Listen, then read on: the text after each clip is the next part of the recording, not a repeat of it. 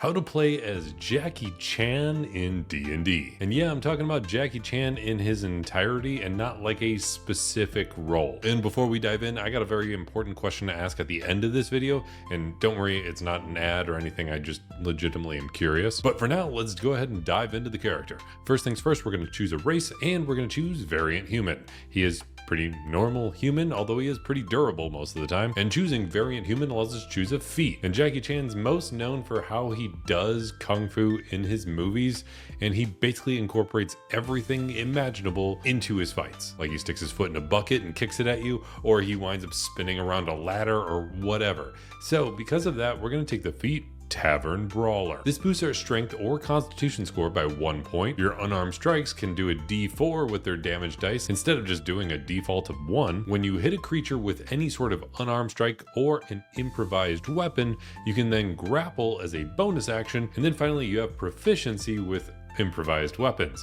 Usually you just have to use your straight ability score modifier. Now you can actually add your proficiency bonus to make sure that you have a more likely chance of hitting with that improvised weapon. So whatever you randomly find around the battlefield, that's what you can use. We also get a skill when we choose to be a human variant, and that's a little tough. We're actually going to take a couple charisma based skills throughout this build, but that's to make up for the fact that we're not going to put a ton of points into charisma. So you should know that going in. So with all that in mind, we're going to go ahead and just take persuasion. Then we get to choose a background, and we're going to choose entertainer. For obvious reasons, Jackie Chan's an actor, and he's more likely to entertain people around him. This gives us skill proficiencies in acrobatics and performance, but we're actually going to swap out the performance because we're going to have another way to get that somewhere else. So instead of performance, we're going to go ahead and take deception, because I think that is the closest to being an actor, because you essentially have to lie about who you are. Then when it comes to some stats, we're going to have a level 1 point spread that looks like this. And with those types of stats and the general character, you probably know where I'm going to go as far as a class, because this starting class we're going to go with is a monk. Monks get saving throws in strength and dexterity, which is going to be pretty helpful because saving on physical stuff is going to help save your body through all the accidents that happened on set. You get proficiency in simple weapons and short swords, and you get to choose 2 skills. So let's grab insight and athletics. At first level of monk, you get unarmored defense. So now your armor class equals 10 plus your dexterity modifier plus your wisdom modifier. Also at first level, you get martial arts. So now unarmed strikes can use either your strength or your dexterity modifier, and you deal a d4 of damage for any unarmed strikes, as well as any monk weapons, and that's going to be pretty important soon. The current damage is only a d4, but that levels up as you level up in monk. And the final piece of martial arts is that whenever you make an unarmed strike or attack with a monk weapon on your turn, you can then take another unarmed strike as a bonus action for free. Then at second level of monk, you get ki, which you're going to have a number of key points equal to your level in monk. You can spend them on things like flurry of blows, allowing you to make 2 unarmed strikes as your bonus action instead of just 1, or you can use patient defense, allowing you to take the dodge action as a bonus action, or finally you can take step of the wind,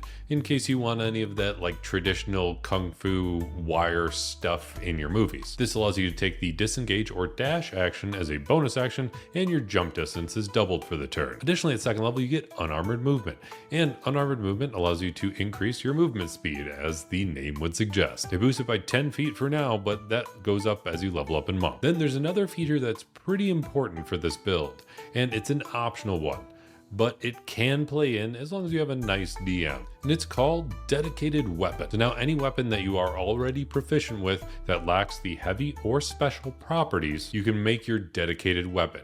Usually this only applies to simple and martial weapons, but you do have proficiency with improvised weapons thanks to your Tavern Brawler. So with a very nice DM, they're going to allow you to apply the dedicated weapon to your improvised weapons. This will allow you to sub out any of your damage dice that you would deal with those improvised weapons for your martial arts die if you want to. Obviously, if you have somebody that's very strict on the rules, improvised weapons don't really fall under that simple or martial weapons category, but it should also be known that improvised weapons can automatically fall under a category in which they are most closely related. So for example, if you just happen to have something that's like shaped like a club, like a table leg or something, that's just going to be used as a club, which does count as a simple weapon by default, and will then use your martial arts die for the damage. But that is generally open to interpretation. Then at 3rd level of monk, you get deflect missiles. So if somebody launches something at you or shoots you with something,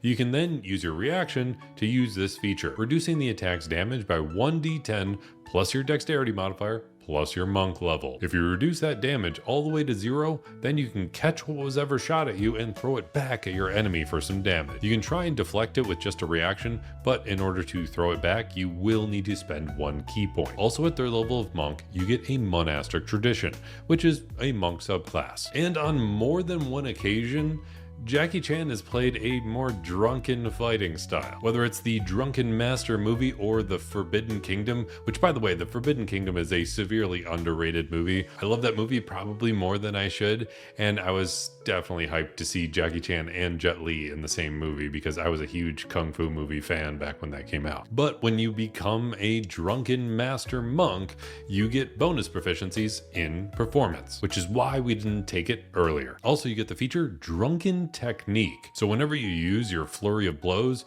you automatically get the disengage action, which does allow you to ignore any opportunity attacks that would come at you, and your movement speed is boosted by 10 feet, which pretty much allows you to run around the battlefield without worrying about getting hit and punching whoever's nearby. Then at 4th level of monk, you get slow fall, which is going to be pretty helpful for Jackie Chan because he takes a few major falls throughout his career that led to some pretty severe injuries. Also at 4th level of monk, you get an ability score improvement, so we're just going to boost up our dexterity by 2 points. There's also the feature quickened healing, which is optional, but it might be pretty helpful to recover from those injuries that you sustained on set. It allows you to spend 2 key points to regain some hit points equal to 1 roll of your martial arts die plus your proficiency bonus. Then at 5th level of monk, your martial arts die upgrades from a d4 to a d6. You get stunning strike, which makes it so that way you can punch somebody so hard they're stunned, which is one of the best features that monks get by default because stunning somebody can really save or turn the tide of a battle. And finally at 5th level, you get extra attack.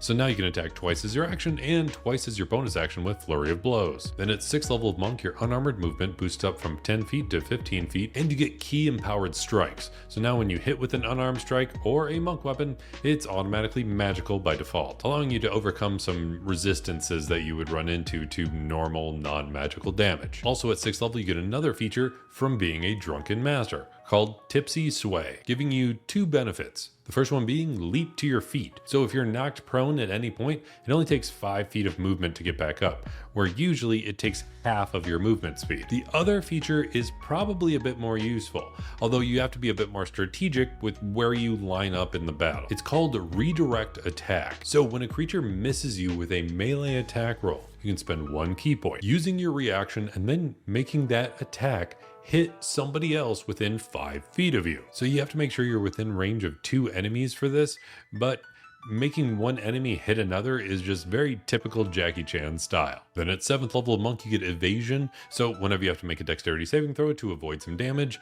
you automatically take half damage. And if you succeed on the saving throw, you take 0 damage. Also at 7th level, you get stillness of mind. So you can use an action to end one charmed or frightened effect on yourself. Then at 8th level of monk, we're going to go ahead and max out that dexterity with that ability score improvement that we get here. And at 9th level, we get a bonus to our unarmored movement on top of the actual speed bonus.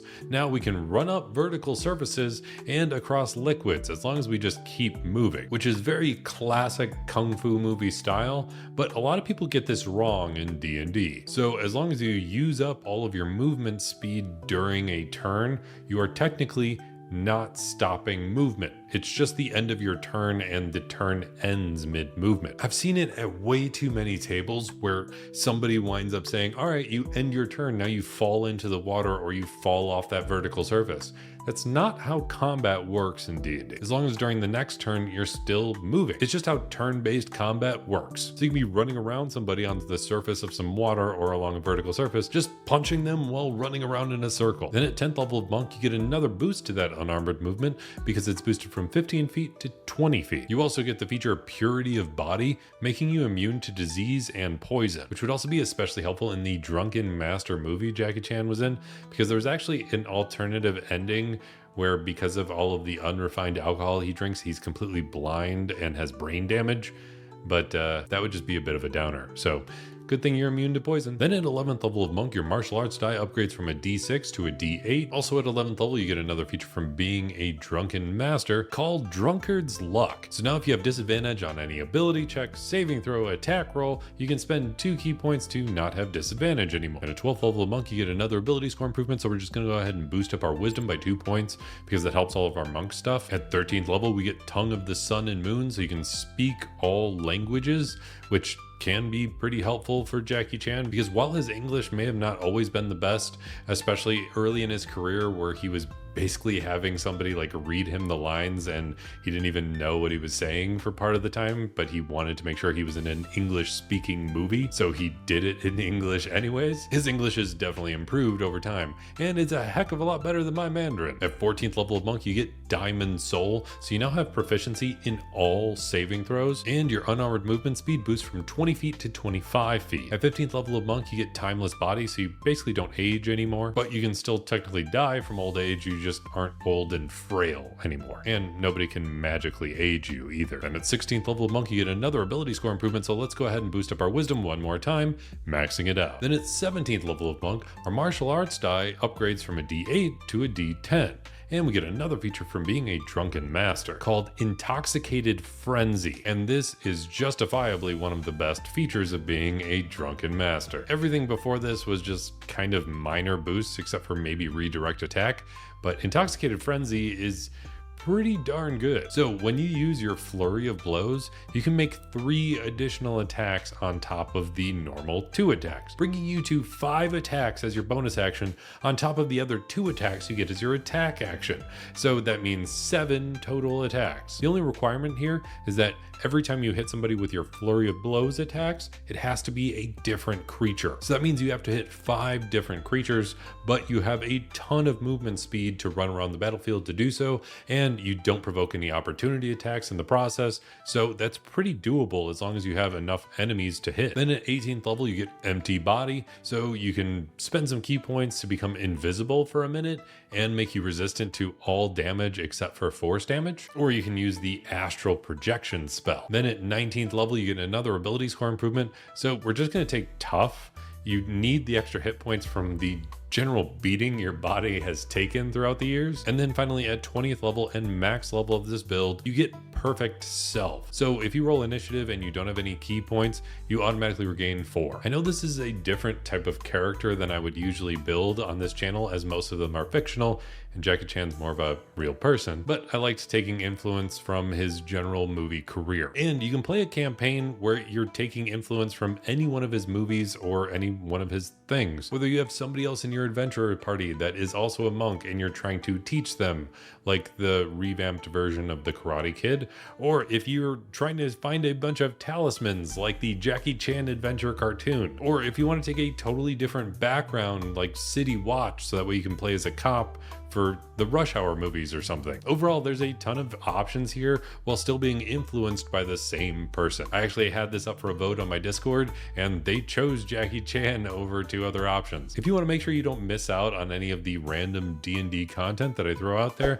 make sure to subscribe because that helps the channel to an insane degree, and apparently it makes it so you roll more nat 20s than people that don't. And if you want access to the character sheet for this build or any of my other builds, feel free to check out my Patreon, linked in the description down below, where you can be just as awesome as some of these people scrolling on by, and some of the especially awesome player character patrons, the Holy 999s, Christopher Sams, Dark of Skies, Barrows Cruel, Zach, Felix Ulick, The 10586, Dennis Bumgardner, Barrowless, Kevin Shirley, Zephyros, That Funny Man 57, Joshua Maynard, CGC 2014, Panda Milkshake, Ted Z, Andrew Nobles, Karkat Kitsune, Decker Joint, Z13, Viral Nervar, Daniel Galvin, and the Dino 21. Then going above and beyond that are my Dungeon Master level patrons that I play D&D with. T Brownie, Julia B. De Oliveira, Just Wolf, Daniel Saffler, Command ZX, Cybersiety, and Salvador. Then going above and beyond anything I ever expected is my God tier level patron, GameSteak. He helps this channel to an insane degree, so he's really earned that title. So a very special thank you to him. And if you made it all the way to the end of this video, let me know by hitting that like button. And I'll be here hoping you roll at least 3 nat 20s in your next D&D session, especially if you want to play as Jackie Chan in your D&D campaign. But I did have another random question. If you're gonna watch any Kung Fu movies, who's your go-to Kung Fu movie star? Other than the obvious OG, there's three main ones that I usually go to, and my go-to actually wasn't Jackie Chan. I used to be a huge fan of this guy, but I'm definitely warming up more to this guy. But if you have a general preference, I'd like to know in the comments. But until next time, roll some nat 20s and just have fun playing some D&D.